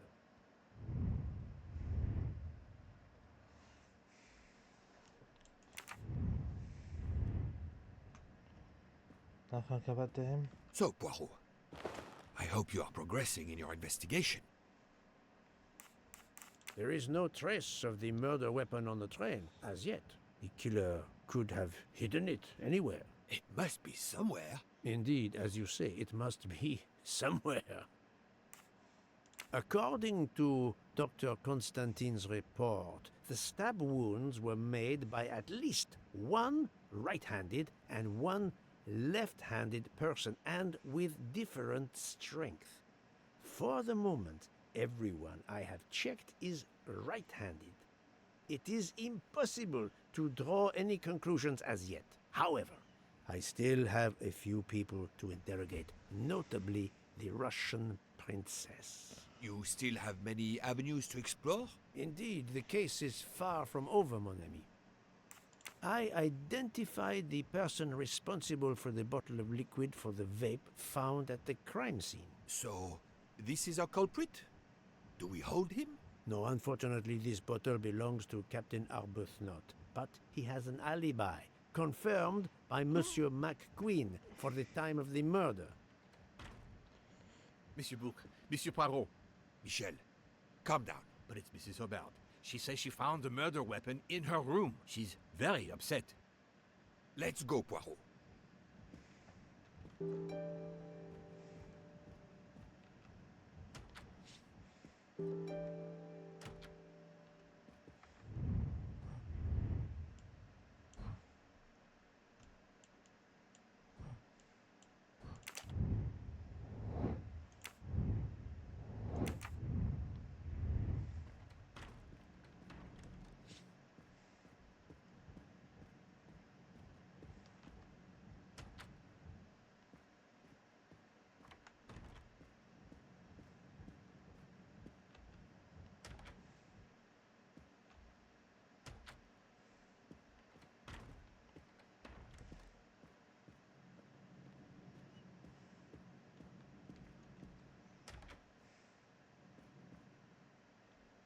I demand to be allowed to leave this train! Madame, we are in the mountains, trapped in a snowdrift. Stating the obvious, there is a murderer among us. He had the audacity to hide his weapon in my room. Please, Madame Hubbard, take a deep breath and tell us what occurred.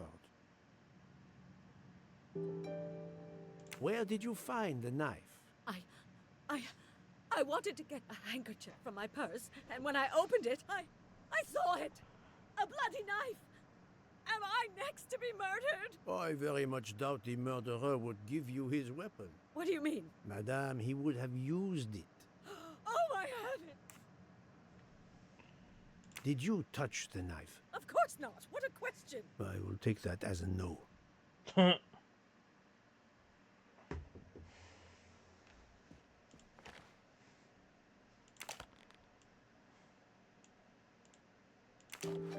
Is this knife the real murder weapon, or is it a red herring?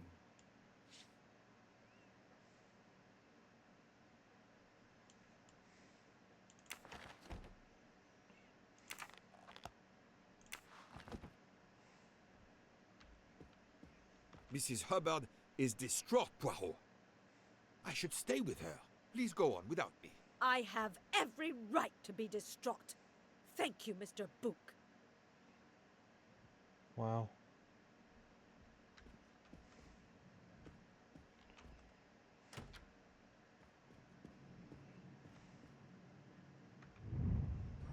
Now what?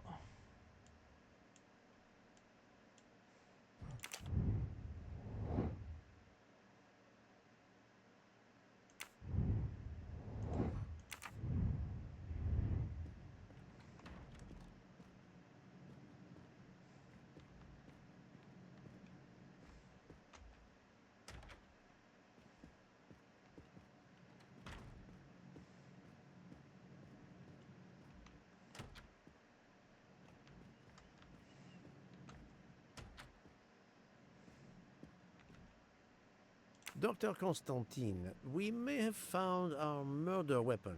We need to make certain. There is a pretty quick way to be sure. I have estimated the depth of the wounds. You can easily find the depth of each wound by comparing the width. There are 5 of them that I am not sure about. Test them, and then we will compare our results. I will do as you say, Doctor.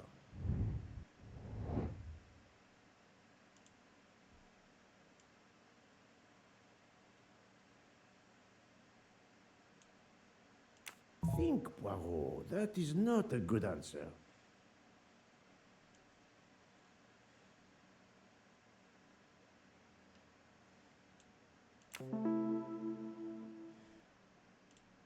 This is wrong, but I'm never far from the truth. I do not think that's the right answer. No, not good.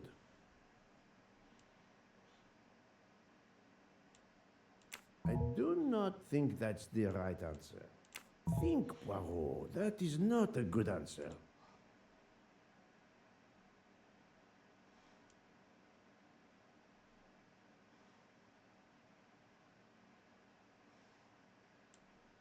I must admit I'm not right this time. This is wrong, but I'm never far from the truth.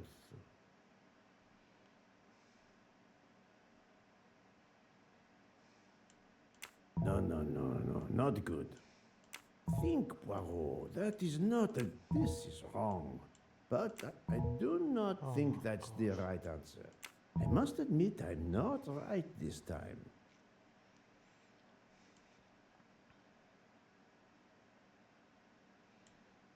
I do not think that's the right answer.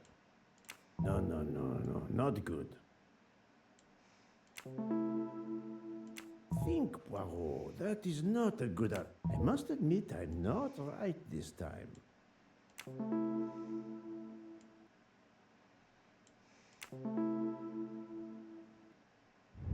I'm right again. That happens to me a lot. What do you think, Doctor? Is this knife really the murder weapon? There can be no doubt. You found the same depths as the estimates I made during the preliminary autopsy. I can assure you that you hold in your hands the weapon that took Ratchet's life.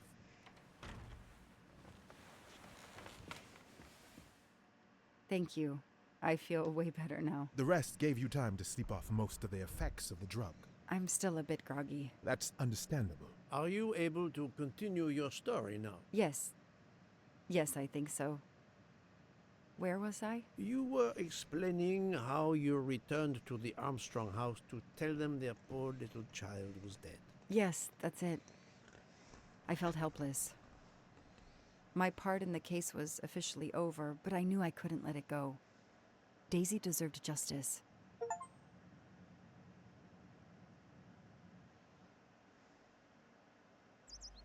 Two days later, I returned to the Armstrong house to tell them Daisy would be released soon for burial. I was angry with myself that I couldn't bring them better news. I wasn't prepared for more tragedy. Okay.